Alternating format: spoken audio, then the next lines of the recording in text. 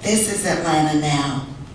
As you can see, we're a busy metropolitan city with over 5 million people, but we're not exactly beginning from scratch. We are retrofitting an existing city so that this can coexist with this. And it's quite a challenge. We are working continuously. We've been working now for over 2 years to bring about change in Atlanta. The Condita Fund stepped up to the mayor and said, we believe we would like to see something happen along the lines of sustainability. Do you have an interest in that? And Mayor Shirley Franklin was truly overwhelmed because indeed she did have an interest. And what she had said was, if we did not take this opportunity to address the issues of sustainability, that we would be missing an opportunity that might not present itself again for a very long time. So we want sustainability for these people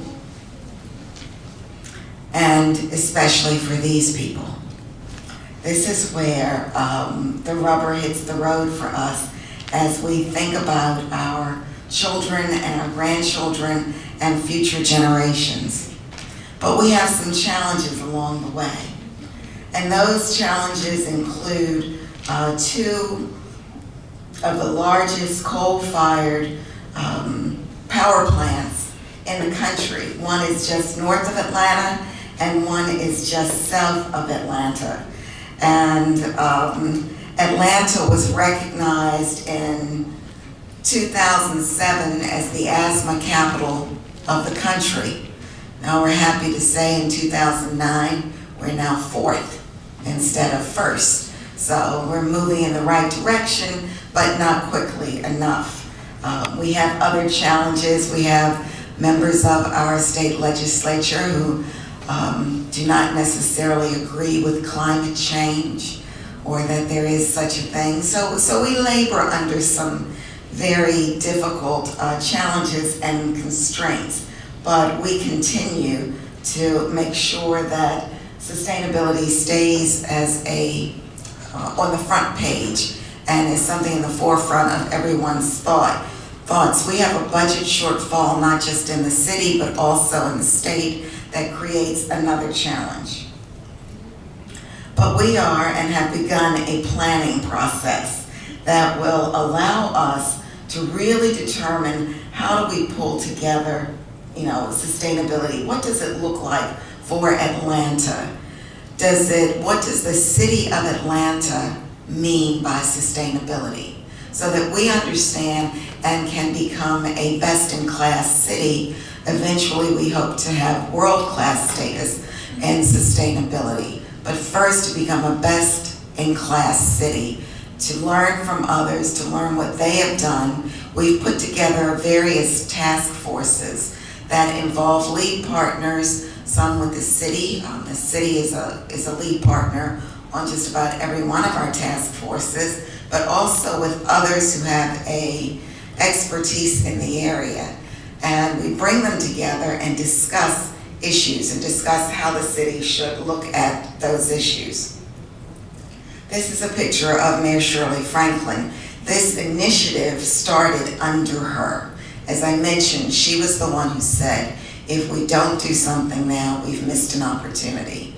This is just a snapshot of some of our partners and lead partners and stakeholders that we're working together with, from UPS to CDC, the Center for Disease Control, to Lou's mentioned the Beltline, the Coca-Cola Company, Georgia Tech University, Emory, and many, many others. You'll see the City of Atlanta's logo there as well. And it involves the whole community, from sustainable buildings, and that is a sustainable building that you see there on the left, to involving children and others in our recycling program, to making sure that our waterways are clean so that we can fish and use those waterways for recreational activities. And we are on a path to sustainability, and in fact, yesterday released the first sustainability report for the city of Atlanta, and this is a snapshot of the front page. You can find that at sustainableatlanta.org. You can find a copy of that, and so we've put together some metrics, taken a snapshot of where we are, benchmark where the city is, and looking forward to where we need to go and how we need to get there. One of the things that we started out with was looking just at city government. As we did our research, we found that the absolute best way to move forward was to start inside. That those cities that had started outside tended to lack credibility with others. So our job was to begin inside and greening the operations of government. That's what we did in our first year. We made a series of 12 recommendations to the mayor, kind of a low-hanging fruit, if you will, to have some successes and to get everyone motivated and involved. The first of which was to hire a sustainability director inside city government so that there would be someone who was looking at sustainability, waking up every day, thinking about sustainability, and helping the agencies to look at their challenges and their opportunities through the sustainability lens. So that report was just published yesterday. But we've got a long way to go, but we've also come quite a distance. And it is in fact a community effort at this point. One of our challenges is to draw more and more of the community in.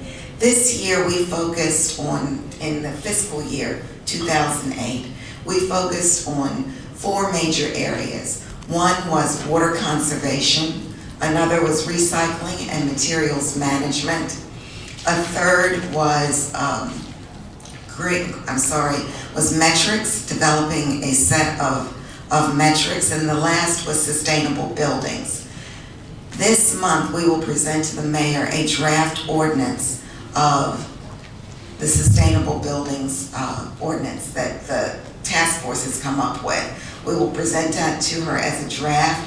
If she accepts that, which we anticipate she will, it will go before council, and it's not addressing buildings being built by city government. We'd addressed that several years ago. This is buildings being built throughout Atlanta, commercial and multifamily buildings being built throughout Atlanta. They will have a choice of 4 sets of criteria that they can use, one of which is LEED. And so to move their project forward, but their project won't move forward without meeting one set of that criteria. Now, part of the problem there, and we're going to face challenges as we move along the whole way, because we've got to get everybody trained. We've got to get the city staff trained. We've got to get developers, builders trained, and we've got to make sure that they're all speaking the same language. You know, sometimes, or the same jargon, if you will. Sometimes we speak different languages even though we're talking about the same thing, and you end up with confusion and mass chaos. We'd like to avoid the chaos if we can. So also, this month, Commissioner Joe Basista and the work group that he has led on recycling and materials management will present a work plan to the mayor of how they intend to move forward with a combination of incentivized recycling, mandatory recycling, and other stick and carrot methods to move our citizenry and businesses towards recycling and really careful and thoughtful materials management.